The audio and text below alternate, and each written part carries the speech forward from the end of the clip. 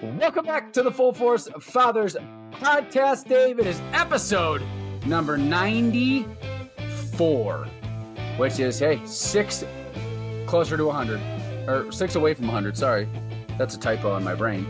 But how you doing today? Great. That means we're only 5 away from the great one. So I'm excited about that. It's coming fast, everybody. Get yourselves ready. That's going to be great. But I'm doing great. Episode 94 means we're doing number 94. 2 of my favorite players of all time are on the list today, which I'm super pumped about. But I would be remiss to not mention that it's your birthday today. Happy birthday. This episode is coming out on the 38th birthday of Brett. And I'm curious, how is the birthday going? And what do you have in store? So I'm 38, so I'm old. To be honest with you, I don't know how you feel about this. I don't know. For some reason, these last like 3 years plus, like I feel like I'm smarter, younger, I'm better physical shape. It's weird because like I feel like now that I'm looking back and now I'm 38, like, man, I feel like I wasted some really good years in my fucking 20s, dude. Just like being dumb and doing dumb shit and not really having any goals or outlooks, just like kind of going through the daily of every day, just waking up, going to work, doing whatever. We're like at 38, dude, I feel so much more alive now at 38 than I ever did at like 25 or, maybe not 18, 16 because we were in high school and stuff. But like in my adult, like these last few years, man, I just feel like I've been on fire and just has like been pumped and everything is clear. I don't know if that makes any sense versus years past. Maybe it just, you get better with age. I don't know. But maybe I'm also just still on the high of 75 hard's been going for a week, dude. And you know how it is once we get into 75 hard mode, dude. I am just locked in and just I love that I don't get to have a birthday cake. This is the 3rd year in a row that I don't get a birthday cake on my birthday because of 75 hard. As you know, the big headline and the big saying from 75 hard is 0 compromises. So I just don't compromise, not even on my birthday. So. Yeah, I mean, you're right. I do agree. These last few years have certainly grown a lot. I do think part of that is some of the things that have been going on around us in society. I think it's kind of forced us to think about things a different way and grow in a lot of different areas just because we don't know what's coming. So, yeah, I think I agree with you in that stretch. I also am shocked that you always decide to do 75 hard right before your birthday instead of just, having a piece of cake on your birthday or ice cream or peanut butter with chocolate like you like to do. And getting this going. I mean, a week before your birthday. Always, I love it. I started 5 days later this year. Usually I start on Finley's birthday every year, which I miss out on 2 birthdays. I miss out on Finley's birthday cake and mine, but it's fine. Like I said, I think as we get older too, discipline, it becomes easier. Like I just feel like it's easier to be more disciplined now than I was when I was younger. I don't know. Like I said, 75 hard. Really, I could, if I could point to a time in my life that really changed a lot of things, it's when you introduced me to 75 hard because you had already done it before I had ever thought about doing it. And then that I'll never forget, dude. We were in Colorado, 2020, right? It was COVID year, 2020, 2021, 2020. I don't know, whatever year it was. Mm-hmm. 2020. And decided to do it. And ever since then, it's just been different. It's been a lot different, not missing workouts, not doing dumb shit. Yeah. Haven't had a sip of alcohol in over 3 years, which is just insane in itself. I wish I knew about it sooner, to be honest with you, but yeah, no, 38, man, 38th trip around the sun. Here we go, dude. Big year, big goals. Hopefully everything is, who knows? Listen, we may be living in the woods by the end of my 38th year. I don't fucking know. But as of right now, we're here and shit's rolling. I don't know. Yeah. All right. Yeah. Okay. Well, let's talk about number 94 because there are 2 great ones here, Brett. Yes, there is. They both happen to have played for the Dallas Cowboys, which would be the reason why they're 2 of my favorite players of all time. One of them started with the San Francisco 49ers. First, Charles Haley, Hall of Famer, 100.5 sacks, 5 Pro Bowls, 2-time All-Pro. Here's the biggest one, though. 5 Super Bowl championships. He was the first player to 5. We all know Brady has since got him there, but he was the first player to 5. And he was a beast on the defensive line. He was smaller than the average defensive lineman at the time, but he was strong, incredibly fast. He used to run a 4.6 40. Super talented guy. Always loved watching him play. Love that he's in the Hall of Fame along with Joe Montana, Steve Young, Jerry Rice, Troy Aikman, Evan Smith, Michael Irvin. Like that is awesome. Do you want to, dude? You can't even ask for a better run of a career in terms of who you play for. So not only do you win rings with Joe Montana, you didn't get Steve Young's ring because you ended up getting him with Aikman, but you won rings with Montana. You get to play for the 49ers from 86 to 91. And then you go to where you win 2 rings. I think you went to the NFC Championship every year but once in those years. Then you go to the Cowboys in 92 and you win 3 rings. Lose to your former 49er team when they go and beat San Diego in the Super Bowl. It just, dude, you want to talk about a stretch that just is almost unheard of for 10 years to play for those 2 franchises and be 5 Super Bowl rings. You make the playoffs every year. You're pretty much the favorite to win it every single year. I mean, it's unheard of. Like Brady's run is obviously of a completely different level of legendary. You know what I mean? Like his run is just totally different. 20 years in the league, 7 position rings. That he was Position. But for Haley, for a guy like this guy, you know who he reminds me of? Now, granted, all-time great, changing sports, but not an all-time great in a different sport. Robert Ory. The dude just wore every team he played for. He won rings. He won them with the Rockets. He won them with the Lakers. He won them with the Spurs. He won a championship everywhere he was. Like Haley's the same way, dude. To win 5 Super Bowls in 10 years on the two greatest NFC franchises of all time is just absurd. Yeah. Pretty crazy stats. Always loved watching Charles Haley play. Do you remember where he went to school? I don't. James Madison University. He's from Lynchburg, Virginia. My old stomping grounds. That's right. I think he was picked 86th, I want to say. 86 or 96 in the draft. He had 11 pass rushers that were drafted ahead of him.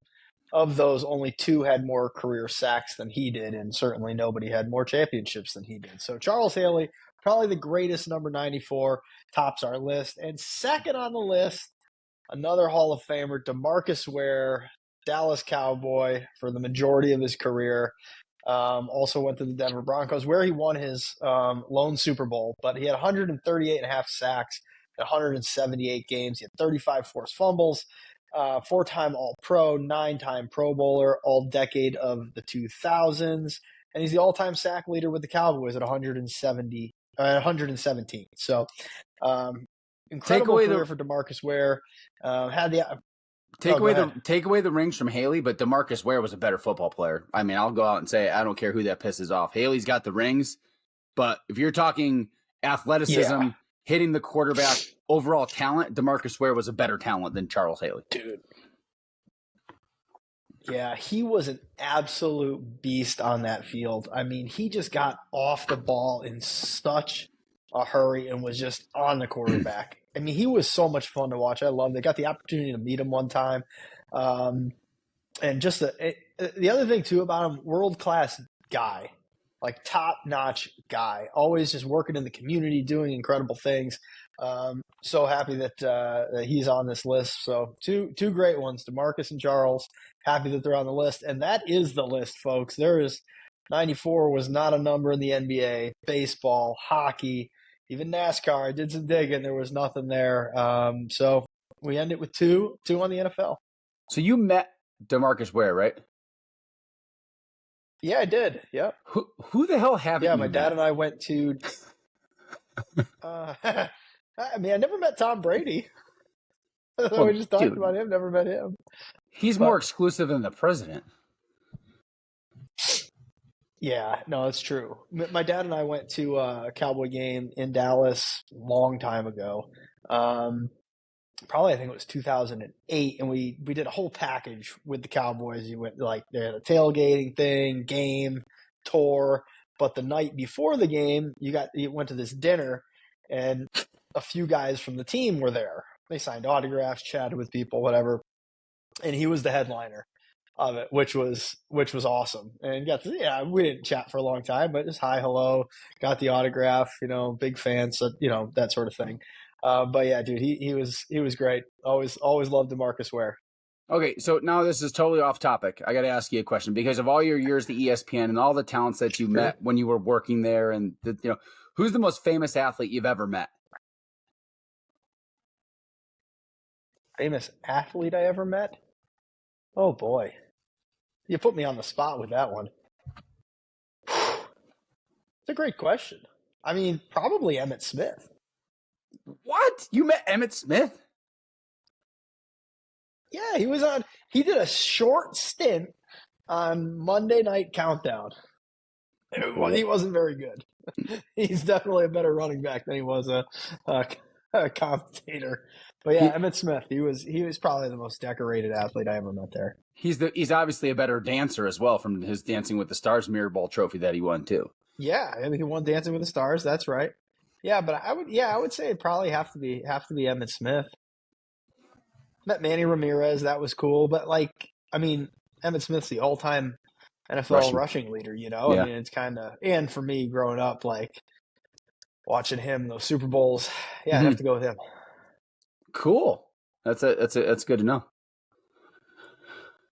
Yeah. But moving on, let's go Bible verse. We have we're coming from Mark today.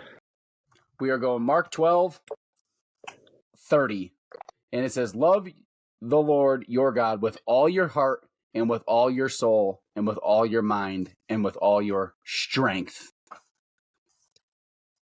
Pretty simple there. Love God with everything you have. Yeah, that one, I mean, that's fairly to the point right there. And I think it's something that as we have now jumped into 75 hard, one of the things that I'm focusing on there is my faith and intentionality with it. And that's one of the pieces of my power list every day is focusing on my faith. And yeah, love God with all your heart. It's the most important thing. It's our Heavenly Father. He sent his one and only Son here to save us. And I think that's the least we could do. Yeah. Speaking of 75 hard, we're only a week into this thing. I mean, I'm locked in. You're locked in. Weather sucks for you. Weather's been phenomenal for me. Sorry, I don't mean to brag, but it has been. It's awful. The weather here for 75 hard in January is fucking terrible. There's no other way to put it. Yeah. I did it in Southern Virginia, remember? And we had snow one day. We had some real shit in Southern Virginia, but no, there's nothing better. Yeah, it sucks. Than 75 hard in Arizona, except in the middle of June. Then we're not really happy about 75 hard in the middle of June unless you do your workout at 3 a.m. No. So, anyways, what are we talking about today, Dave? You want me to jump into some stuff? What do you want to talk about? We kind of got a discipline episode here. Yeah, this was your idea for the show. Why don't you hit it? So, we're 2 weeks into the new year, roughly 2 weeks and 2 days into the new year, and most people have probably already fallen off the resolutions. I'm not trying to pick on anybody and or anything like that. I'm just trying to keep it real because that's usually the case. It's like every other Hallmark holiday. Gyms use it as an opportunity to make a bunch of money. Gyms make pretty much, I think, 50 to 75% of their revenue for the year in the first month of the year or a month and a half of the year. And they lock you into dumb contracts, and then you end up getting stuck. But then you only go for 2 or 3 weeks, and then you don't go, and then you're right back at square one. And Andy had a great episode on this just right before the new year. I forgot the number of the episode, but go back and check his feed on Real AF. He did a talk about the key, and the key being discipline. Now, I'm not going to copycat or preach what he said. You know, he talks about discipline, mental toughness. I find the key for me, and this is what I want to talk about a little bit today, is I call it like, what's your daily standard, right? What is your standard? What is your routine? For me, discipline only works if you have the standard in place or the routine in place. And for some people, it looks different for everybody, because some people work nights and some people work days, and some people are gym people at night and some people are gym people in the morning.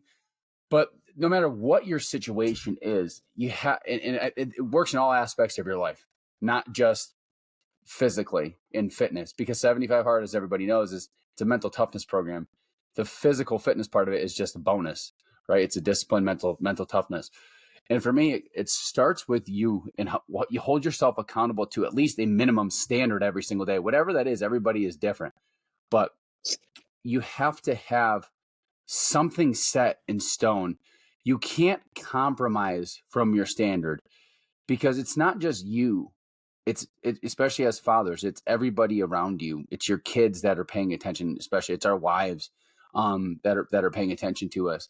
But you know, your daily standard has to be something that you, and it can't be something stupid, right? It can't be, oh, got to make my bed every day and go for a walk. Like, that's not a daily standard. Like, anybody can fucking do that.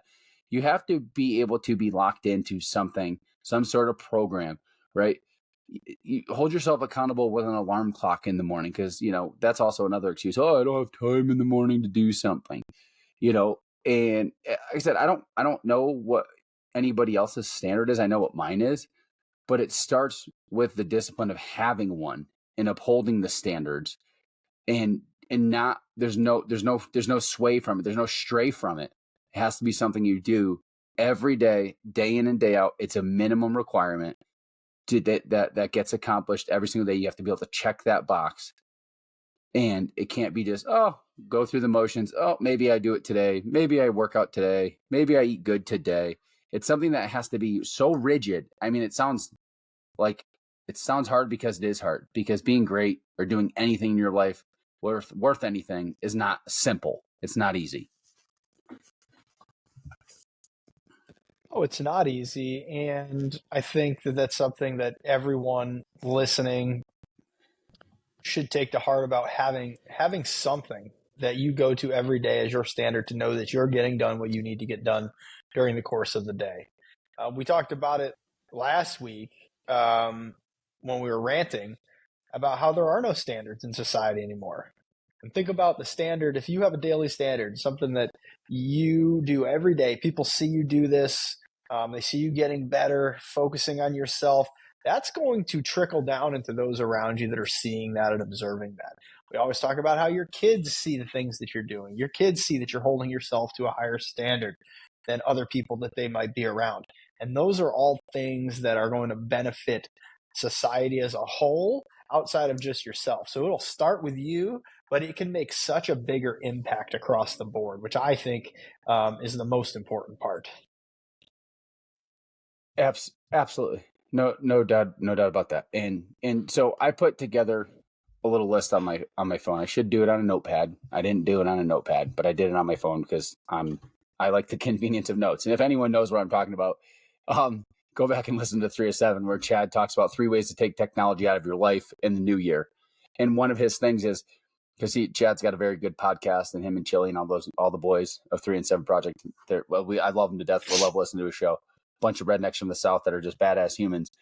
And one of the things he said is he was eliminating using notes on his phone, and he's going back to pen and paper. Now, granted, right next to me, pen and paper. I always keep my notepads, pen and paper right here next to me on the computer. But for the sake of, when I was thinking about this episode and typing it out, I had my phone on me, so I have like notes in my phone. So the daily standard, and this is just an example. Why a pen and paper is better? I'm sorry. I'm sorry. I'm going to cut you off. But you know why pen and paper is just better?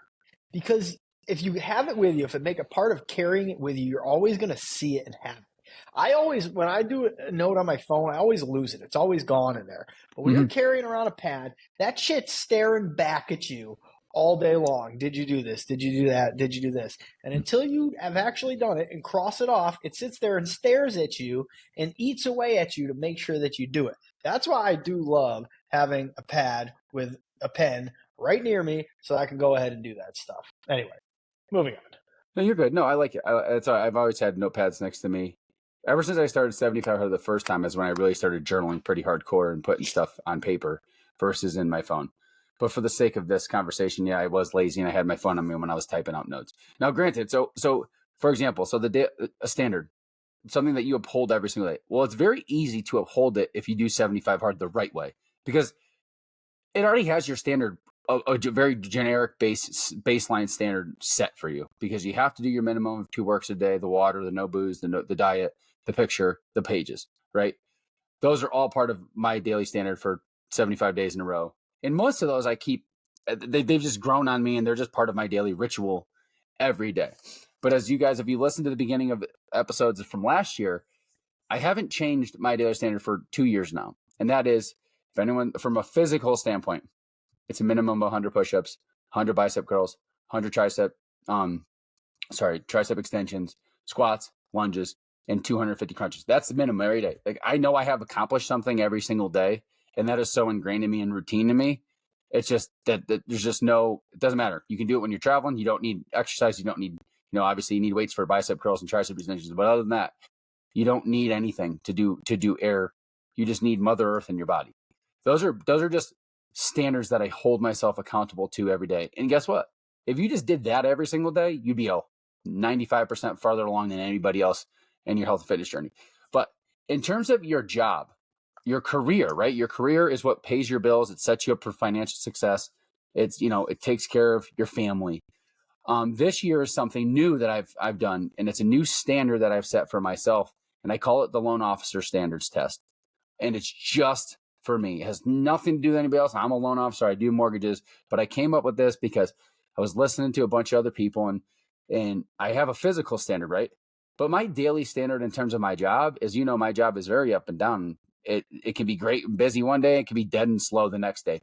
But by holding myself accountable to a daily standard in my career, I have, as you can attest to this, because you know me, you talk to me every day.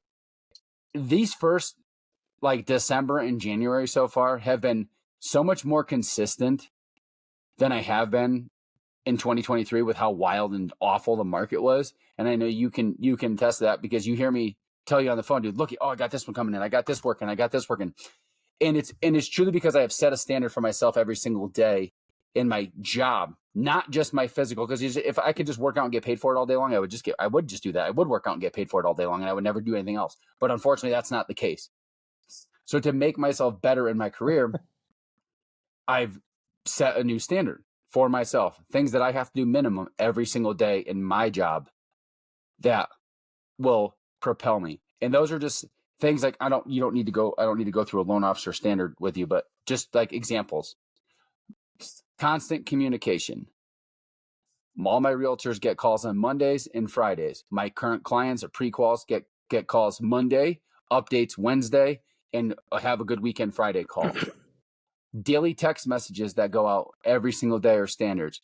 You guys don't know what an LSU is, but those go out on Thursdays. These are just standards that have to happen every single day. I have check-ins, because for years as a loan officer, I had bosses that didn't give a shit about me. They didn't care. But I have a team leader right now who is the best I've ever come across. I've had 2 team leads. My former company, I had a great leader. He knows who he is, and I still talk to him on the regular. In my current company, I have a great team leader. But what I've done is I've held myself accountable in the sense that in my business, or a lot of sales businesses, you can just get yourself completely off the rails. You don't check in. Nobody knows nothing. Nobody cares, because it's all about production. So I have daily check-ins now with my current team lead, because it's not for him.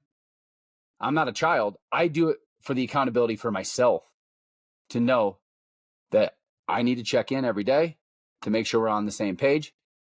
And there's daily email tasks that come through now that are updates on all files. So, I mean, like I said, I don't want to bore people with my regular 9 to 5, but I have seen the reason why I'm saying this is by setting a standard, a minimum standard every day or weekly or whatever it is, not just in your physical appearance, but in your career, in your marriage, you will see leaps and bounds of gains that you won't see with inconsistency and not having any sort of routine or standard. Yeah, no, you're 100% right. And if you're in a sales job, how about just the daily standard of how many calls you're going to make a day? How many calls am I going to go out? Am I going to get every day? That's something that will dramatically change your business. If you were inconsistent in the amount of calls you were doing every single day, set a standard. I'm going to do 40 calls every single day. No ifs, ands, or buts about it. And that could be your daily standard in your business life. Okay, maybe you're not an entrepreneur. Maybe you're not in a sales job. Maybe you work for a company. One of the things that you can do to better yourself in a company, how about scheduling lunch, coffee, some kind of a meeting with different executives around your company every month? Maybe it's one a month. Setting a standard for yourself at work. Maybe it's showing up and always being 5 minutes early so that you're never late. Finding ways in your daily life, in your job, in your business to be better than everybody else, to make yourself stand out and be the best version of you, because all those things, all those extra minutes, all those meetings that you have with people inside your company where you're learning more about the company, you're building better relationships with people around your company, those are going to open you up to opportunities that come, and also might pique your interest in other areas of the company that you can learn to grow if you're feeling stuck in an area that you're at. So there are all different sorts of things you can do in the business world, whether you're an entrepreneur or you're an intrapreneur working at a company. Yeah. And they tie hand in hand too. That's the other thing about this. That's why Full Force Fathers is, finances, fitness, and faith. They all tie together. If you take care of your body, like I thought about this the other day too, like there's not a lot of face-to-face interaction anymore in my line of work. I still love to meet customers and partners in face-to-face contact. But when you take care of yourself, people are going to be more apt to want to work with you to take care of whatever it is that they need, whatever you sell, whatever whatever the case may be. Yeah. I am going to earn more business from realtor partners and customers if they know that I take care of myself. Because the way that is if I know you take care of yourself, then there's probably a good chance that you're going to take care of my file or my loan or my whatever the case is, Mm-hmm. And it really, they do work hand in hand. If you don't take care of yourself, then I don't want you. How am I going to trust you to take care of my mortgage, right? Or if I'm buying a car. Oh yeah, for sure. Listen, you're selling me life insurance, but you're a fat piece of shit. Why would I want to give you my business? You can't even take care of yourself. Right. Right. You go into the doctor's office and the doctor's 400 pounds or something like, I'm going to take advice. I'm going to take advice from you. Not really the thing. So yeah, setting that standard for yourself, putting yourself in the best position possible to, again, stand out from others around you that are trying to do the exact same thing. Why would somebody not want to go with you if you're the one that's put together? You hold a high standard for yourself. Like you said, you're probably more apt to be the one that's going to take care of whatever the other person needs. Yeah, that's like going into a gym and wanting to work with a personal trainer. And when you walk in, the personal trainer's 200 pounds overweight and eating a Big Mac and slurping down a Coke. You know what I'm saying? Like, I probably pass. I'm probably going to go work with somebody else. I'm not going to take fitness advice from you. You know what I'm saying? It's, in the same thing, right? Exactly. I'm not going to take financial advice from someone who is, broke, has everything financed. They got $500,000 worth of debt and they can't, they don't got a pot to piss. And I'm probably not a person I'm going to take any financial advice from. You know what I'm saying? And I'm not going to take any spiritual advice from someone who doesn't pick up the good book, who doesn't practice their faith, who doesn't read daily scripture. You know what I mean? They all, and those are all areas where those are just, you're going to earn the respect of your peers at your job. People are going to, because like you mentioned earlier in the show, people take notice, right? People take notice of what you're doing. And if they see you, in great physical shape and you're bright and you're smiling, you look good. And it's like the sun is always shining on you. People take notice of that thing, and you may change lives without even knowing. Just because you set your standard and you take care of you, other people will pick up on those cues, and without even, maybe they may never say nothing to you, but they may decide to, decide to finally work on themselves because they've been watching you do it for so long, and you finally rubbed off on them. Yeah, a couple points I want to make on this too, and maybe you'll disagree with me. I don't know if you will or not. We haven't talked about it, but when you go to set a standard for yourself, if you haven't ran a mile in 5 years. Don't set a goal to run a 5K every day. If you haven't done a push-up in 15 years, don't set a goal of doing 250 push-ups in a day. Start with something that you know you've got a pretty good shot at doing, but it's going to challenge you. It's going to make you better. It's going to force you to dig deep and push hard for something. But don't make it so unattainable that you give up in a week. Don't set 15 daily standards that is so hard to keep up with. You can't get your normal stuff done in your life, and then you're so focused on it, you get discouraged, and then you do nothing.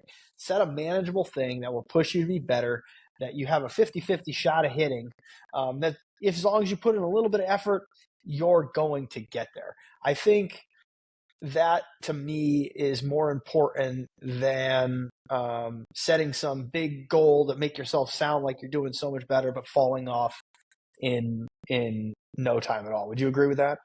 Yeah, well, it's funny that you say that because on our Full Force Fathers Instagram page today, the health tip of the day right there says, "Don't rush results. Even small steps forward are still forward." You have no idea because I didn't even tell you that I posted that, but that's exactly it, dude. Even small steps forward are steps forward. Don't try to do a 15-foot broad jump when you've never jumped over a puddle. You know what I'm saying? Yeah. Yeah, absolutely. And the other point to make too is this daily standard is something you want to attain every day. You're not going to be perfect. The point is to set a standard that you target. If you hit it 9 out of 10 days, you're doing really damn well, and you're doing a lot better than just about everybody else. Mm-hmm. So it's not something that if you don't do it one day, you fall off and you're like, well, I haven't done it, daily standard's over, better luck next year. No, you get back on it the next day, it's still your daily standard, you're going to go and you're going to get after it. Life happens, I understand that, but you got to get back up the next day and you got to continue forward. It's the same with 75 hard. If you're pushing through 75 hard, you had a day where you weren't able to do it. Okay. The next day is day one again. You start again and you go forward and you move from there. So don't let one setback derail all the progress you're making. Still know that daily standard, as long as you're winning the majority of those days, you're doing significantly more than everybody else around you. Absolutely. That's what I say. Like my daily standard physically, if I do my daily standard every day, I already know I'm ahead of 95% of people. You know what I mean? And like I said, your standard, and to reiterate, is going to be your standard. It's not going to be mine. It's not going to be Dave's. Everyone's is different. Now, granted, if we're all doing 75 hard together, which I think everybody should do, then we all have it. But even inside of 75 hard, your workouts are not going to look. Your workouts are not going to look like my workouts. You know what I mean? And I'm not saying you're modifying it because you're not, because there's zero compromise in it. But I'm just saying you're probably not going to run 7 miles in 45 minutes, and I am. You know what I mean? Or you're not going to hit the gym with weights for 45 minutes like I am. Our inside of it's going to be different. Right. My diet doesn't look like anybody else's diet. You know what I mean? Because it's just the way it is. You know, and that's the key. But it's the fact of the matter is that you have to set it to make it work. Like you said, it's got to be on paper. You got to be able to attain it. It's got to be something you do, not just in your mind like, oh, tomorrow I'm going to get up at 4, and then Tuesday I'm going to get up at 4, and Wednesday I'm going to get up at 4.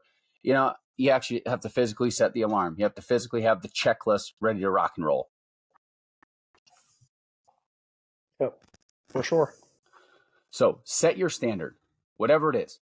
You're over 2 weeks into the new year, and most of you probably have already fallen off the wagon. That's the reality of it. Set a standard that you can attain and you can do, and just do it. You know, it's about, don't worry about what anybody else thinks. Don't worry about failing.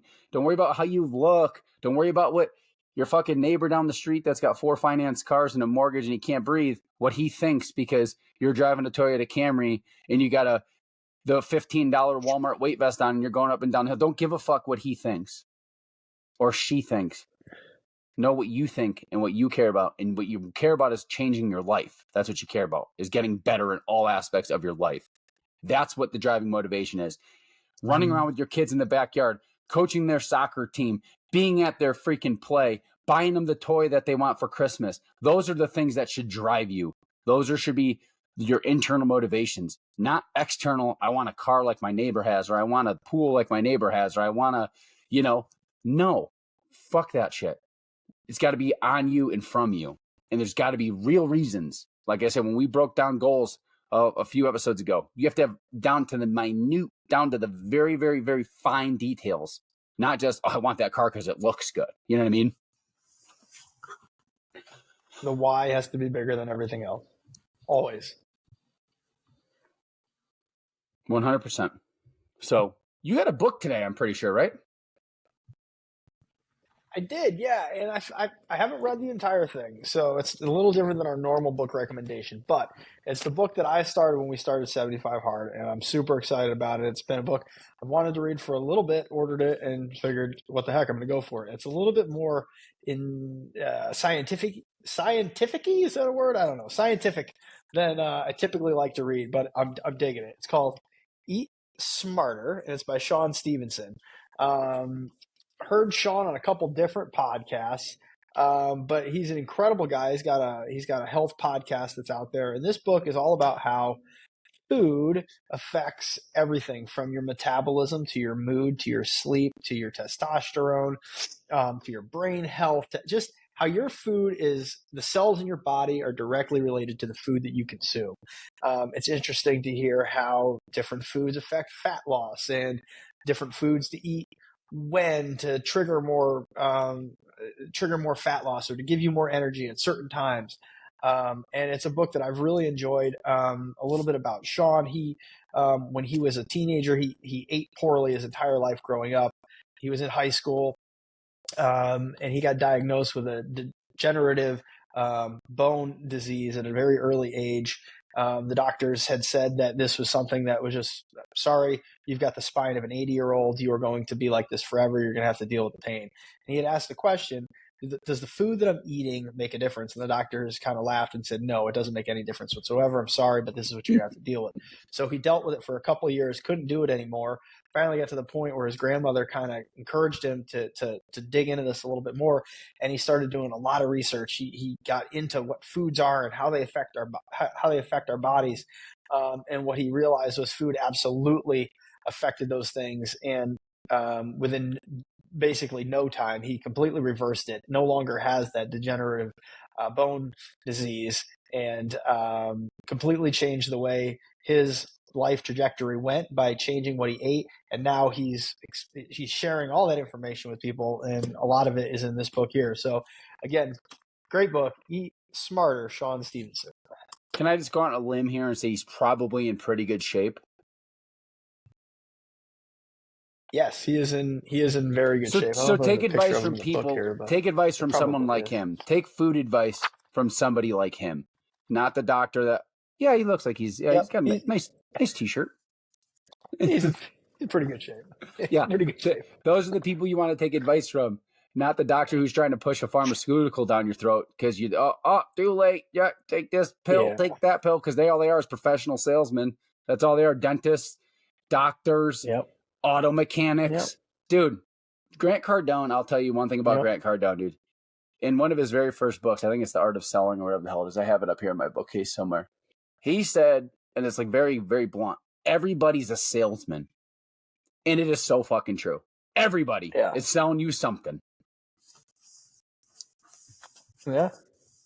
Yeah, it's true, man. Everywhere you go. He mentioned that to me the other day when I was stopped at the mechanic to have Casey's car looked at for something. You're like, salesman trying to come up and get you to do something else. So that's what they do. True. That's where you go. Somebody's trying to make a sale. You think about it in your own life. You're trying to make sales all day long. Whether you're trying to sell your kids on doing something different that they maybe don't want to do, selling your family on what you're going to do for dinner for the night.